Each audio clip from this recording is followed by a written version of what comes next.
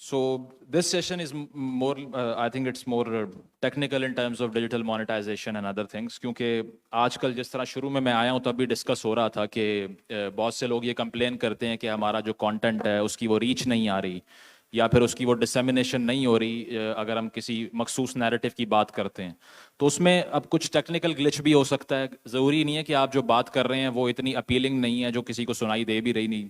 असल चीज़ विजिबिलिटी भी है। तो एक मसला ये है हमारे यहाँ पर कि बहुत से लोग, क्योंकि ऑब्वियसली डिजिटल मीडिया की ट्रेनिंग्स नहीं होती इस तरह की जैसे सेशन यहाँ पर हो रहे हैं।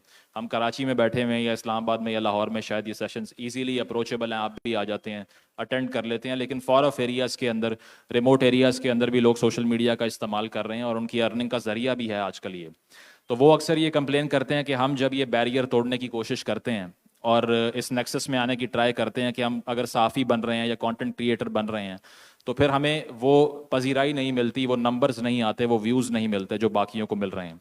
अब इसमें दो चार चीज़ें हैं। पहली तो एक उनके कंटेंट से रिलेटेड भी है कि अगर आप कोई काम कर रहे हैं तो उसमें सब्सटेंस की एडिशन कितनी ज़्यादा है, उसमें रिसर्च कितनी है, क्योंकि जितनी तेज़ी से चीज़ें चेंज होती हैं डेली बेस पे जो न्यूज़ का इन्फ्लो है वो बहुत ज़्यादा फ्लडिंग की बेस पर होता है। इतनी डेवलपमेंट्स एक दिन में अक्सर हो जाती हैं कि अगर हमने हर टॉपिक पे बात करनी हो तो एक हफ्ता वीडियोस बनाते ही रहेंगे तब भी कवर नहीं होगा। तो पहली बात तो ये है कि सब्सटेंस कैसे मेंटेन करना है, और वो तो पढ़ने से ही होता है। उसकी वजह ये है कि एविडेंस से बैक्ड बात करेंगे और फैक्चुअल बात करेंगे तो ऑब्वियसली उसका वजन ज़्यादा हो जाएगा। और कहानी सुनानी है सिर्फ अगर आपने, तो ऑब्वियसली पॉपुलर नैरेटिव के साथ चलना पड़ेगा आपको। तो अपनी डिस्टिंक्शन कैसे बनेगी कि पहले सब्सटेंस ऐड करना है, लेकिन जो टेक्निकल चीज़ें हैं उसमें जो सर्च इंजन ऑप्टिमाइजेशन होती है जिसको एसईओ कहते हैं, शायद सुना हुआ आप लोगों ने।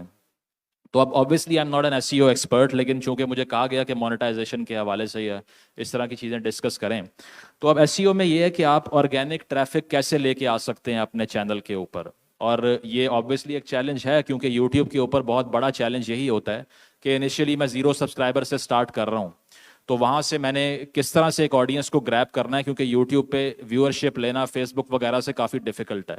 फेसबुक एक सोशल प्लेटफॉर्म है जहाँ पर वीडियो शेयरिंग भी होती है, उस पर कॉमेंट्स भी आते हैं, डिबेट भी होती है, जबकि यूट्यूब पे अपनी प्रोफाइल्स नहीं है, वहाँ सिर्फ कमेंट कर सकते हैं यूज़र और क्रिएटर की वीडियो को अप्रिशिएट कर सकते हैं, लाइक कर सकते हैं, वो और चीज़ें हैं।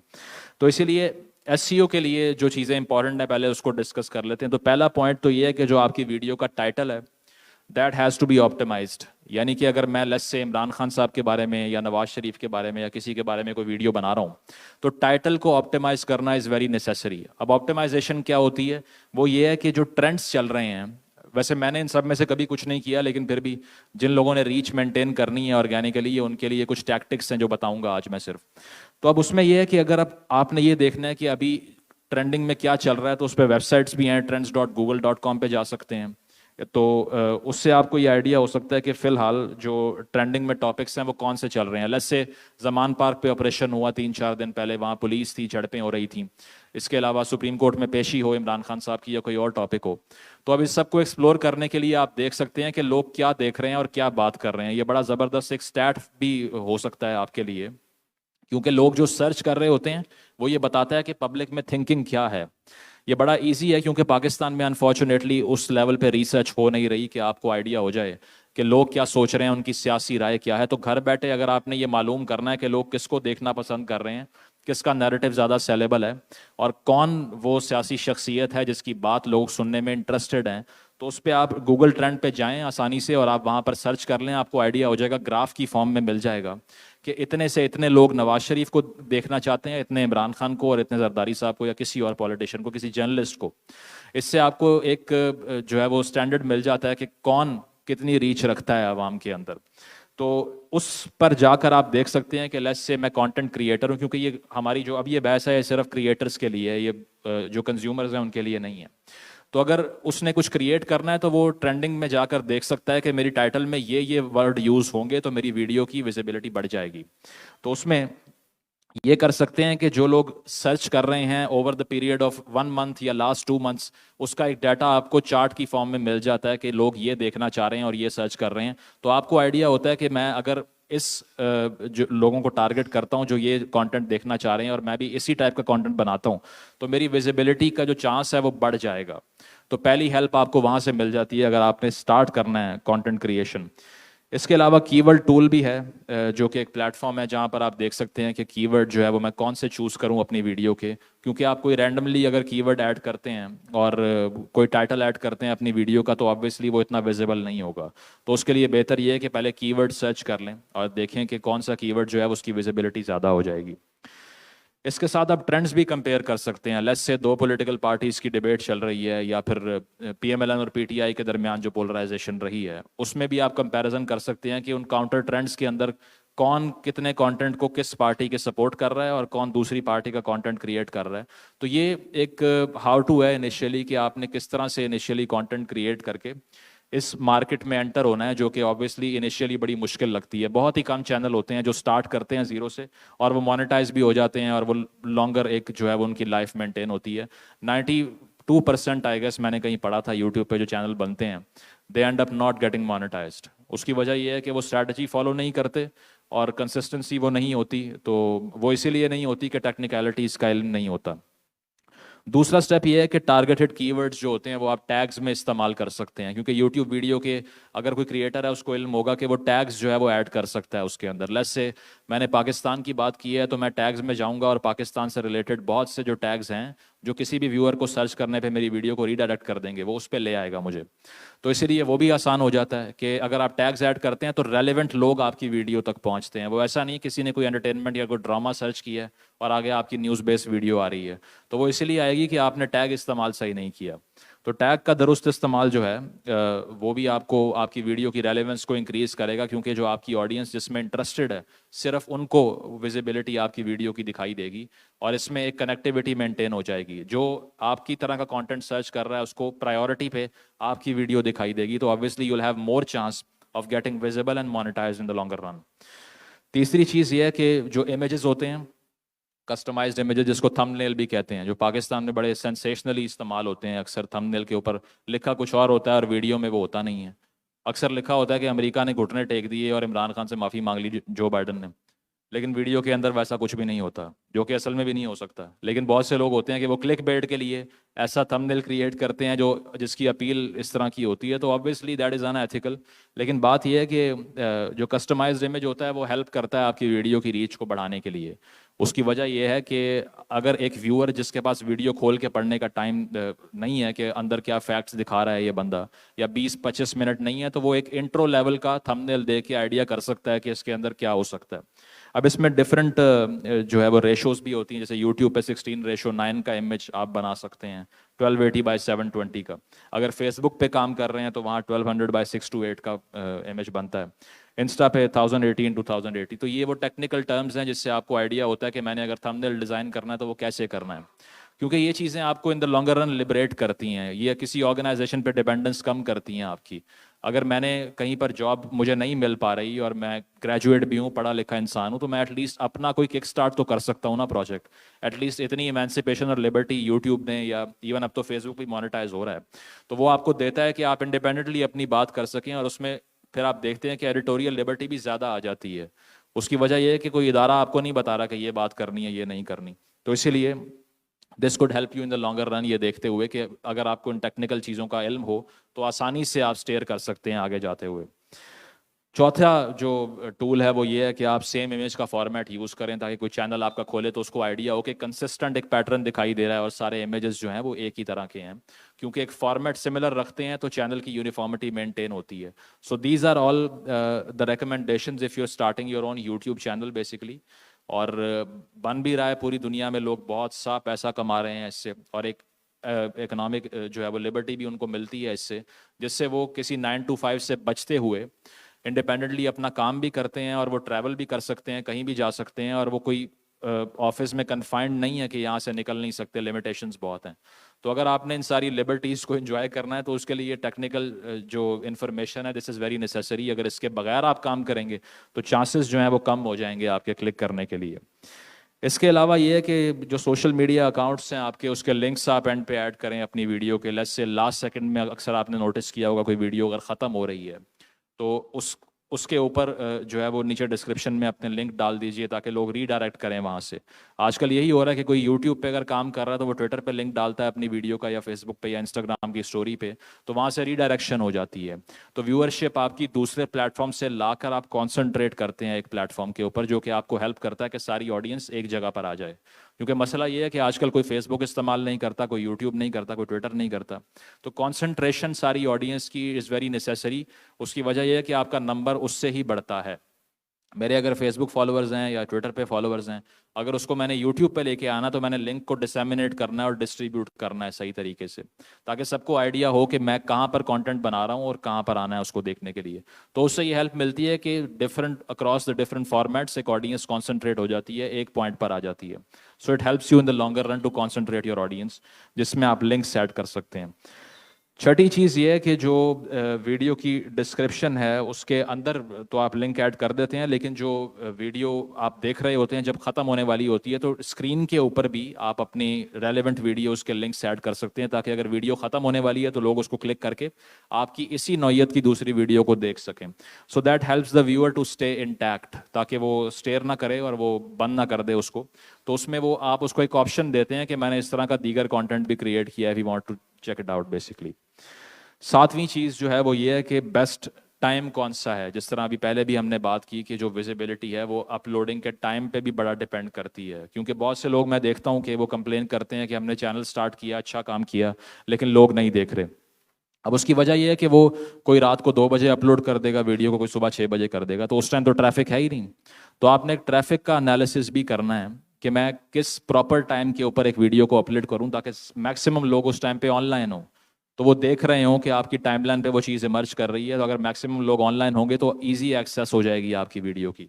तो उसके लिए आप यूट्यूब मैट्रिक्स का यूज़ कर सकते हैं। जो यूट्यूब स्टूडियो होता है आपके फ़ोन में एक ऐप होती है आमसी, या लैपटॉप में होती है, जो क्रिएटर है उनको इल्म होगा, तो वो उसमें देख सकते हैं कि किस टाइम के ऊपर मेरी मैक्सिमम ट्रैफिक जो है वो ऑनलाइन है।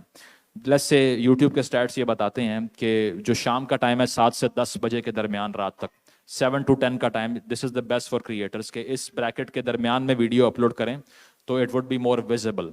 तो विजिबिलिटी इज़ वेरी इंपॉर्टेंट। उसकी वजह यह है कि it's not about money as well, लेकिन अगर कोई काम कर रहे हैं और उसकी इफेक्टिवनेस नहीं है, कि आपने मेहनत की है, पॉडकास्ट की है, कोई व्लॉग बनाया है इतना लंबा, लेकिन कोई देख नहीं रहा, तो ऑब्वियसली उसकी इफेक्टिवनेस ना होने से नुकसान ये होता है कि आपके काम की वैल्यू कम होती है, मीनिंगफुल नहीं रहता।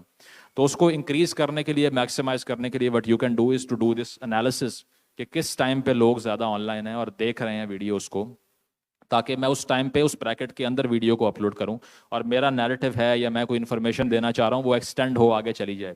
इसी तरह फ्राइडे, सैटरडे और वेंसडे के जो दिन है उसमें ट्रैफिक ज़्यादा होती है, तो यूट्यूब स्टार्ट आपको हेल्प ये करता है कि आपको बता देता है कि ये टाइम ज़्यादा अप्रोप्रिएट है आपका कंटेंट अपलोड करने के लिए, और इस टाइम में एक ब्रैकेट है उसके दरमियान अपलोड करेंगे, विजिबिलिटी ज़्यादा होगी वरना कम होगी।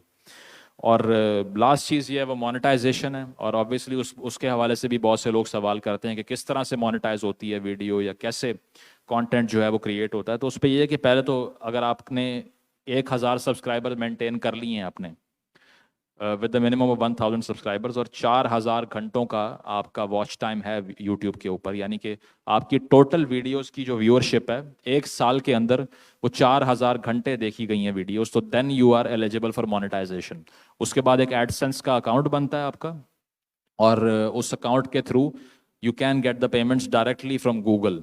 तो अब ये इस मेल्टिंग पॉट जैसी इकोनॉमी में जो पाकिस्तान की है, जिसमें हम देख रहे हैं कि पैसे दिन ब दिन डीवैल्यू होते जा रहे हैं, अगर आपने पीकेआर अपने अकाउंट्स में रखा हुआ है, it is turning into sand, because अगर मैं कल सुबह उठता हूँ और मैं देखता हूँ 20 रुपये डॉलर महंगा हो गया है, तो मेरी जो नेटवर्थ है उसमें भी कमी आ गई है। तो this is an easy access to the dollar income, कि ये एक ऐसी इनकम है जिसमें आपकी जो कमाई है सारी, उसको उसकी डीवैल्यूएशन का चांस बहुत कम है। तो ऑब्वियसली आज के दौर में हर इंसान यही पूछता है कि हमारी जो तनख्वाह थी वो 50,000 है, 60,000 है, लेकिन इकोनॉमी इतनी जल्दी क्रम्बल कर रही है कि वो पैसों की वो वैल्यू नहीं रहती, तो क्या करूं ऐसा।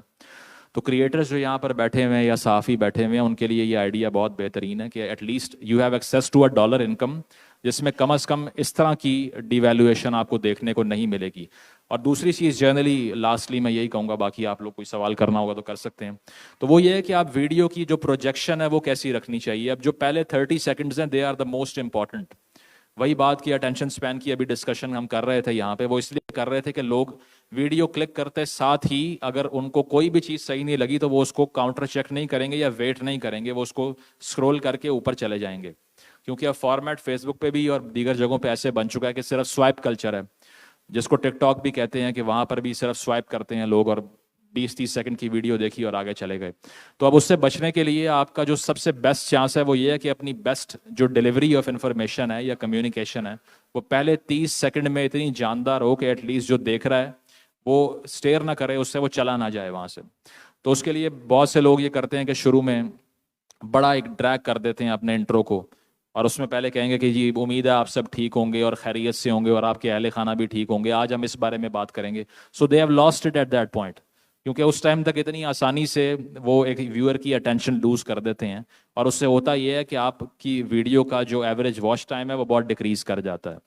तो ये वो टेक्निकल इन्फॉर्मेशन है जिससे पता ये चलता है कि जो शुरू का पार्ट है that is the most important.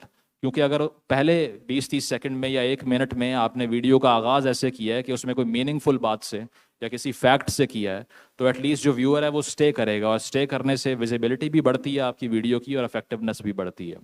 सो ये एक स्टार्टर पैक है बेसिकली, कि अगर किसी ने कंटेंट क्रिएट करना है और उसने I mean he aspires to get monetized on YouTube as well and earn money through it, make a career on YouTube, तो उससे ये चंद चीज़ें हैं जो ये बॉक्सेस हैं जो आपको चेक करने पड़ते हैं, इसके बगैर जो है इट्स वेरी डिफिकल्ट। ऑब्वियसली ये बात नहीं कि इसके अलावा आप मोनेटाइज हो नहीं सकते या लोग देखेंगे नहीं आपको, it depends on how solid your narrative is, या फिर आजकल जो चल रहा है उसकी इफेक्टिवनेस को देखते हुए उस तरह का कंटेंट क्रिएट करें तब भी हो सकता है। मैंने भी इनिशियली टैग्स यूज़ नहीं किए, ऐसी चीज़ों को फॉलो नहीं किया, लेकिन initially they help you in the longer run, कि अगर आप ये सब कर रहे हैं तो एक विजिबिलिटी मेंटेन रहती है, रेलेवेंट ऑडियंस आती है, और वॉच टाइम जो है वो आपका वो बेहतर होता है उससे। So this is a starter pack for all those people who aspire to create content, और this could help them to keep going in this direction. That's it.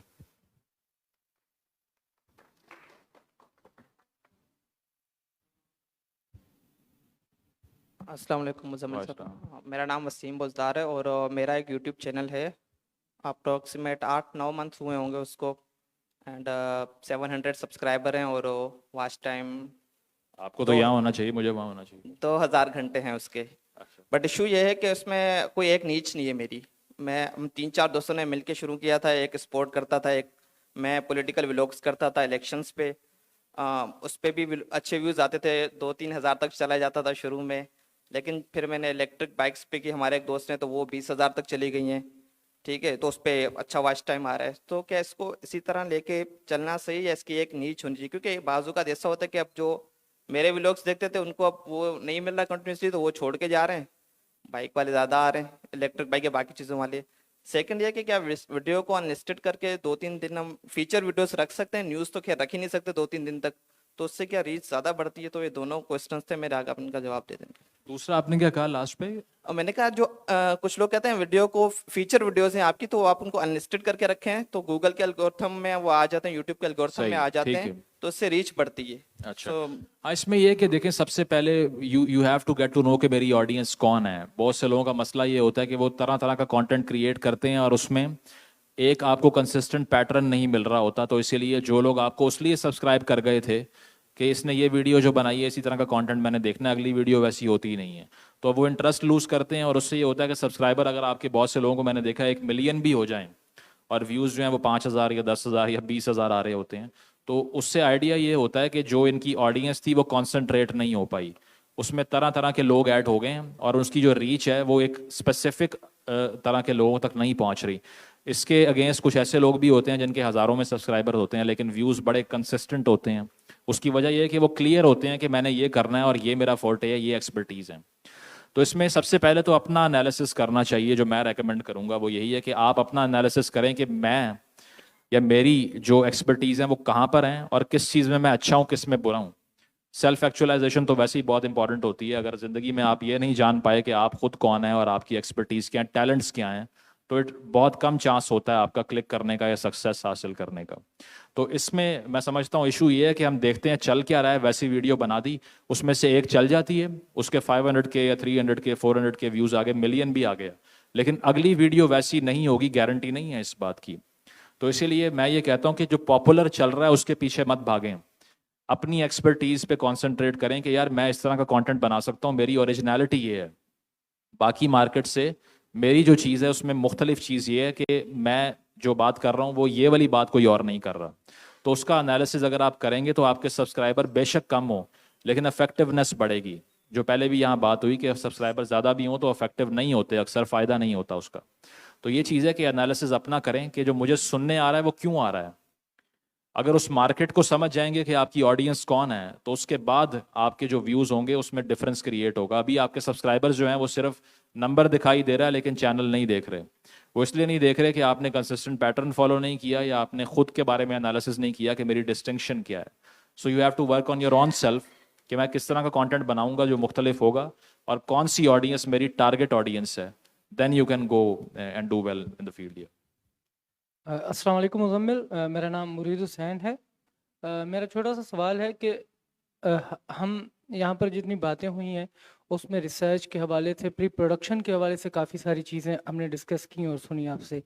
लेकिन आप क्या समझते हैं कि ऑनलाइन मीडियम के अंदर प्रोडक्शन का जो मरहला है वो कितनी अहमियत रखता है? आपकी वीडियो क्वालिटी है, आपकी ऑडियो क्वालिटी है, आपकी एडिटिंग है, पोस्ट प्रोडक्शन के जो प्रोसेस है उसकी कितनी अहमियत है? क्या उनके बगैर भी आप अचीव कर सकते हैं ज़्यादा टारगेट, या उनको बेहतर से बेहतर रखकर आप ज़्यादा रीच हासिल करते हैं? बिल्कुल यार, इसमें ये है कि देखें अब दो किस्म के जो है ना वो इसमें आइडियाज़ हो सकते हैं। पहला तो ये है कि मेरा जो कंटेंट जो मैं बात कर रहा हूँ उसमें जान इतनी है, सब्सटेंस इतना ज़्यादा है कि अगर मैं बाकी कॉस्मेटिक चीज़ें तब्दील नहीं भी करता, कैमरा क्वालिटी बहुत बेहतरीन नहीं करता, एडिटिंग जो पोस्ट प्रोडक्शन है उस पर बहुत काम नहीं भी करता या ग्राफिक्स ऐड नहीं करता, तो उसके बावजूद मेरी जो बात है वो इतनी रिलेटेबल है आवाम के लिए कि वो सुनती रहेगी। तो या तो आपके पास वो हो या दूसरी चीज़ ये हो कि स्टोरी टेलिंग की आर्ट आती हो आपको। जिस तरह अभी पहले वो इंडियन व्लॉगर की बात हुई जो ध्रुव है, या और एग्जांपल्स हैं इस तरह की। पाकिस्तान में फैसल वड़ाइस साहब हैं, देखो सोनो जानो वाला आपने देखा होगा। तो वो ग्राफिक्स का इस्तेमाल जो है वो इतना एस्थेटिक होता है कि अगर आपको टॉपिक में इंटरेस्ट नहीं भी है लेकिन आप पूरी वीडियो और डॉक्यूमेंट्री तक देख लेते हैं, क्योंकि ऑब्वियसली एक वीडियो का फॉर्मेट जो है वो एक विजुअल फॉर्मेट है। और अगर विजुअल्स बेहतर होंगे तो जो सिर्फ उसके लिए आया है कि जो कंटेंट कंज्यूम विजुअल्स के लिए कर रहा है उसके लिए एस्थेटिक होगा तो वो वहाँ पे स्टे करेगा। तो इन दोनों में से एक चीज़ अगर नहीं होगी आपके पास तो there is big chance that you'll fail, because दोनों में से एक चीज़ तो क्रिएट करनी पड़ेगी कि या तो मैं कंटेंट में जान डालूं, उसको एकेडमिकली बैकअप करूं, या उसमें एविडेंस लेकर आऊं, या बात इस तरह से करूं कि उसमें कोई ऐसा टाइम वेस्ट ना हो व्यूअर का, सुनने वाले का, कि बात ड्रैग हो रही है या मीनिंगलेस बात कर रहे हैं। इसीलिए तो मैंने तो खैर इस पैटर्न को इतना फॉलो नहीं किया कि मैं एडिटिंग पे बहुत ज़्यादा स्ट्रेस दूं, क्योंकि मेरा कंटेंट इट्स वेरी सीरियस, वो ऑल टाइप का है और जर्नलिस्टिक वे में या एकेडमिक वे में बात करने की कोशिश होती है उसमें। लेकिन अगर आप एक स्टोरी टेलर बनना चाहते हैं या आप हिस्टोरिकल बात भी ग्राफिक्स की बेस पे करना चाहते हैं तो it's more better than that. तो ऑडियो क्वालिटी पे काम हो सकता है और इसके साथ साथ ग्राफिक्स पर भी काम हो सकता है। लेकिन मैं समझता हूँ कि जो बेस होती है, जो जिस्ट होता है, जो न्यूक्लियस होता है आपके काम का, वो यही होता है कि आप बोल क्या रहे हैं या आपके पास है क्या बताने के लिए। इन दी एंड जो है वो बहुत से लोगों के पास ज़बरदस्त स्टूडियोज़ भी होते हैं, फैसिलिटी बहुत अच्छी होती है, टीम भी होती है एडिटिंग करने के लिए, लेकिन उसके बावजूद वो इम्पैक्ट नहीं होता जो किसी ऐसे बंदे के पास हो जिसने 2000 का माइक पकड़ा हुआ है और ट्राइपॉड है और मोबाइल का कैमरा लगाया और वीडियो रिकॉर्ड कर दी। सो ऑब्वियसली मैं तो यही कहूँगा कि मेरा एक्सपीरियंस ये कहता है कि जो आप कह रहे हैं उसमें सब्सटेंस क्रिएट करें। एडिटिंग वगैरह सब सेकेंडरी हो जाता है उसके बाद में, क्योंकि लोग आपसे रिलेट करने लगते हैं। तो जो आप ग्राफिक्स यूज़ कर रहे हैं वो इतनी मिनिमल चीज़ है कि वो इतनी इंपॉर्टेंस नहीं रखती। तो आपने ये डिफाइन करना है कि मेरी ऑडियंस कौन सी है। अगर तो ये वाली ऑडियंस है जो कंटेंट इसलिए कंज्यूम करती है कि उनको एस्थेटिक लगता है, खूबसूरत लगता है देखने में, तो obviously you need to work on the production, जो कि आप वीडियो बनाने के बाद करते हैं। लेकिन अगर एक मेरी तरह का काम करना है आपने तो उसमें शायद इतनी इंपॉर्टेंस ना हो। So it depends on the nature of your content. Excuse me, मैं डॉक्टर जमशेद। अगर आपको याद हो तो आप मेरे जी जी फिक्शन जी, बुक आई क्लब में आए रिमेंबर। थे। या लाइव प्रोग्राम था और मेरी सबसे ज़्यादा वीडियो जिसने ज़्यादा व्यूअरशिप थी वो आप ही की वीडियो थी। तो आप ही मेरा एसईओ थे, आप ही मेरा टैग थे और आप ही मेरा टाइटल था। अच्छा, सही। तो थैंक यू।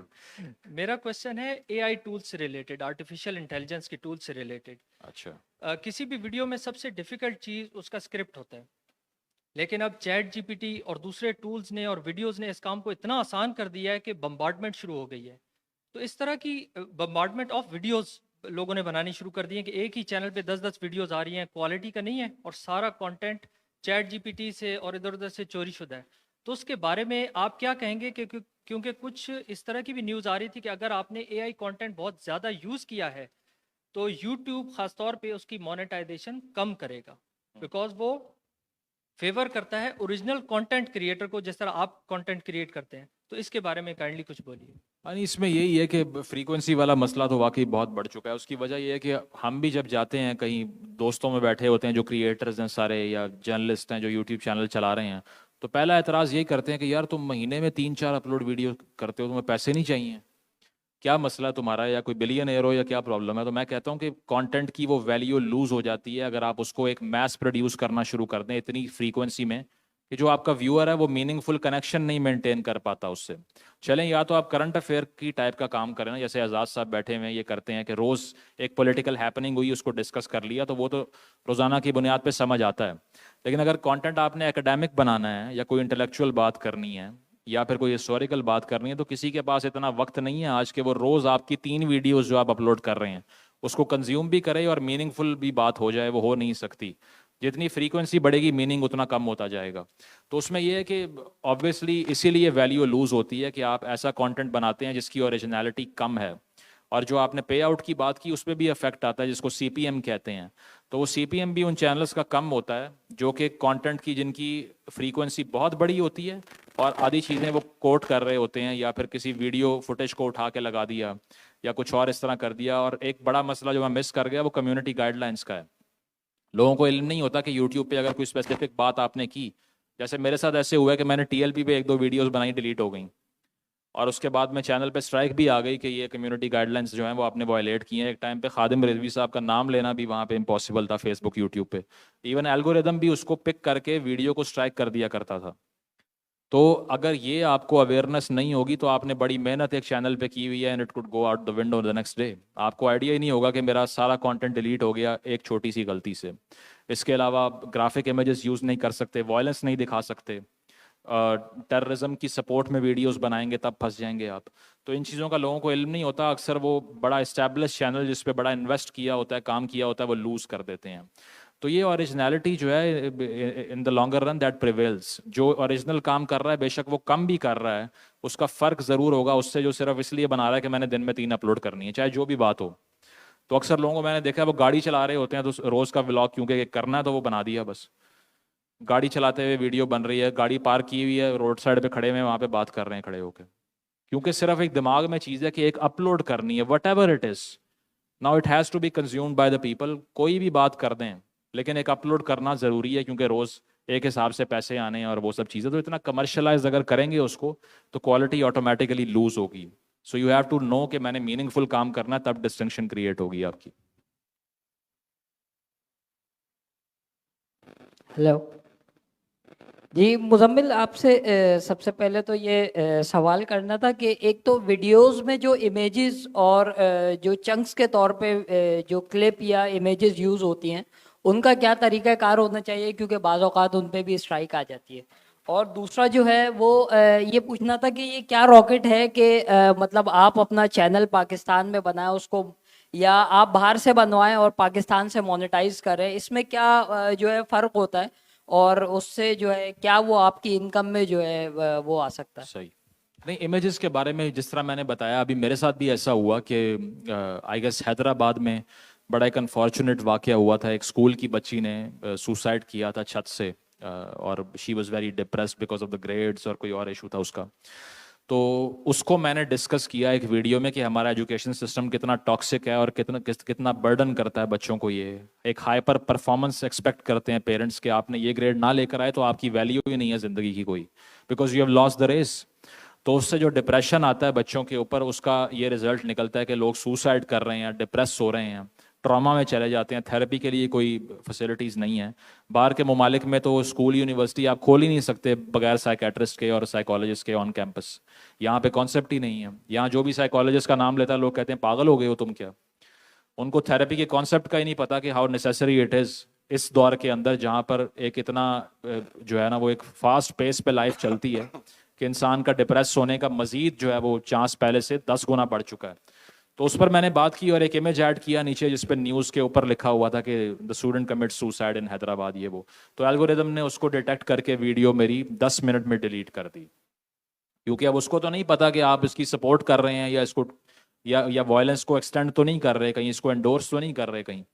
तो इसीलिए अनफॉर्चुनेटली इन चीज़ों पे एक टॉपिक्स जो है ना वो हमारे स्क्वीज हो जाते हैं, हमारे पास ऑप्शन कम बचती है कि हम उस पर बात कर सकें। लेट्स से कि कहीं पर कोई ब्लास्फेमी केस पे लिंचिंग हो गई है या ऐसा हो गया है, उस पर अक्सर मैंने डिस्कशन करने की कोशिश की, नहीं हो सकी, क्योंकि एल्गोरिदम भी सपोर्ट नहीं करता, वो आपकी वीडियो को स्ट्राइक कर देते हैं। तो इसमें यह है कि आप जर्नल इमेजेस ऐसे ऐड करें जिसमें एक तो वायलेंस का फैक्टर ना हो और दूसरा रिटन फॉर्म में किसी वायलेंट अकाउंट की स्टोरी ना हो उसमें, अदरवाइज वो बड़ा इजीली स्पॉट हो जाता है। तो जर्नल बात कर सकते हैं। लेट्स से कि मैंने हैदराबाद के इस इंसिडेंट की बात करनी है तो मैं ये ना लिखूंगा स्टूडेंट कमिटेड सुसाइड, मैं लिखूंगा कि हैदराबाद इंसिडेंट डिटेल।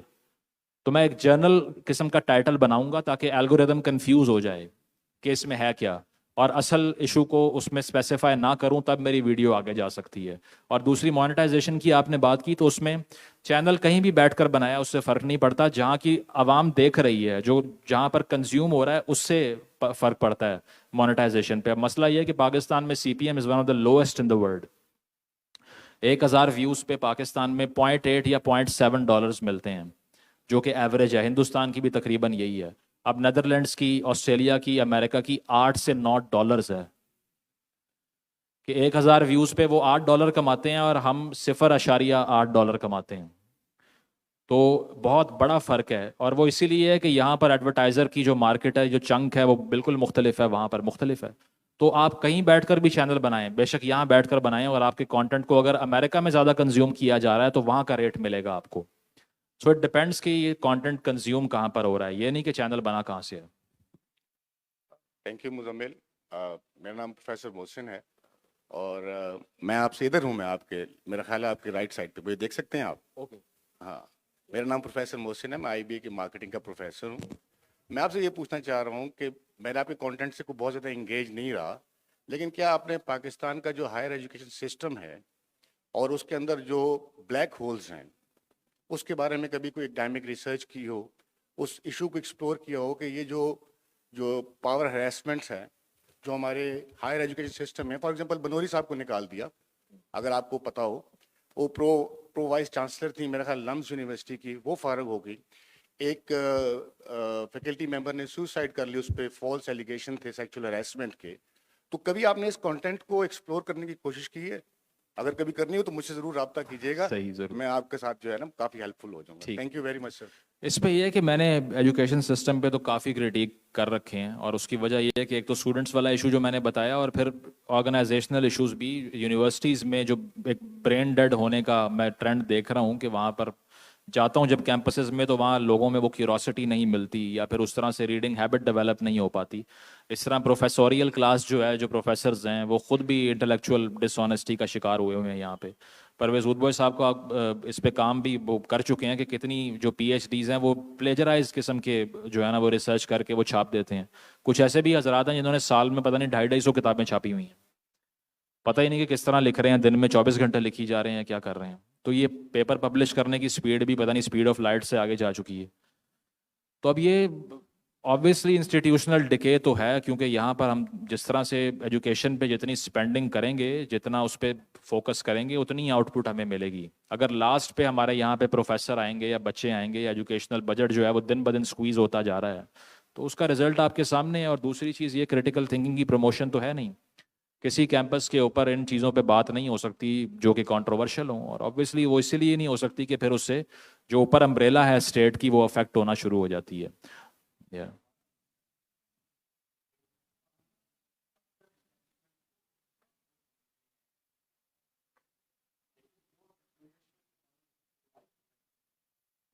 जो सिविलियन डिक्टेटर्स हैं हमारे, आप उनके सामने बात नहीं कर सकते, आप सिर्फ अपना आर्गुमेंट नहीं रख सकते, ठीक है ना? आपके आर्गुमेंट किसी के ऊपर बाइंडिंग तो नहीं होता, लेकिन आपको ऐसा टॉर्चर किया जाएगा कि आप व्लॉगिंग भूल जाएंगे। एक दफा पाकिस्तानी किसी यूनिवर्सिटी में आके 2 साल काम करके देखिएगा, ठीक है सर?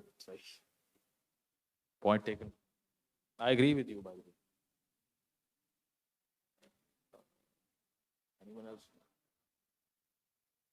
माइक नहीं चल रहा उनका, माइक। हेलो, मुमताज़ जमाली मेरा नाम है। मैं पेशे के लिहाज से एक सहाफ़ी हूँ, कोर्ट रिपोर्टर हूँ और हमने एक यूट्यूब चैनल खोला था।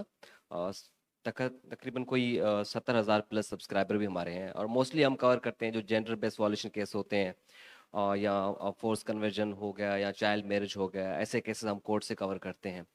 हमें दो तीन चीज़ जो है प्रॉब्लम्स हैं जिसको फेस करते हैं। एक तो ये कि लिमिटेड ऐड आते हैं बार बार वीडियोस में ना, टाइटल भी चेंज करते हैं, थंबनेल भी चेंज करते हैं, उसके बावजूद भी ये एक इशू आता है।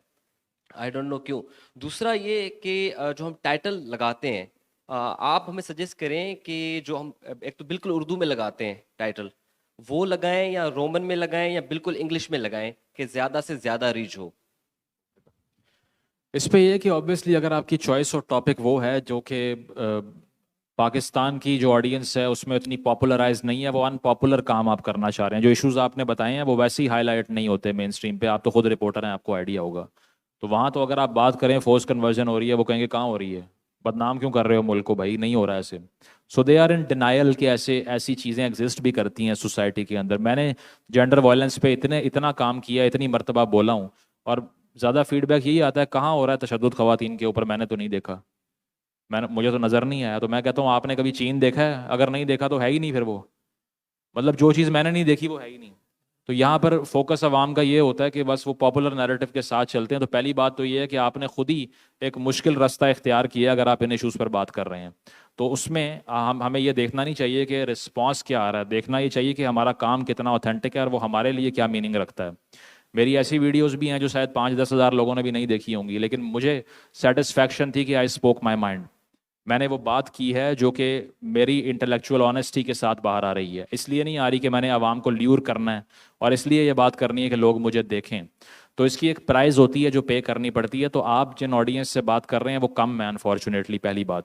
दूसरी बात यह है कि वो जो आपने टाइटल की बात की कि वो उर्दू में लिखा जाए या अंग्रेज़ी में या रोमन में, तो उसके लिए मैंने जो बताया गूगल ट्रेंड्स की वेबसाइट, उस पर अगर आप जाएंगे तो वो ट्रेंड्स आपको अगर उर्दू में दिखा रहे हैं तो आप उर्दू को चूज़ करें, अंग्रेज़ी में दिखा रहे हैं तो अंग्रेज़ी को चूज़ करें। So if you want your video to get maximized in potential, तो आप ट्रेंड के लिहाज से चलें कि ट्रेंड में उर्दू ट्रेंड दिखाई दे रहे हैं आपको। अगर नहीं दे रहे तो ना यूज़ करें उस टाइटल को, अगर आपका पर्पज़ ये है कि वीडियो की रीच बढ़ानी है। So that's what you could do कि ट्रेंड का अगर आप सही से मुशाहिदा करते हैं कि ट्रेंड क्या कह रहा है, उर्दू में चल रहा है, अंग्रेज़ी में चल रहा है, रोमन में चल रहा है, क्योंकि ट्रेंड पे एक एक कीवर्ड आ रहा होता है लिखा हुआ, उसमें रोमन भी होते हैं, अक्सर उर्दू भी होते हैं। तो if you go according to that blueprint जो कि ट्रेंड मुहैया कर रहा है आपको, so then you can't fail.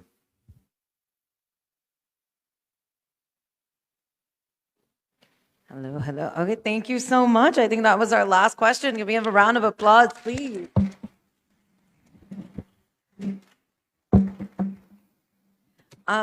Thank you again for joining. That was some back-to-back.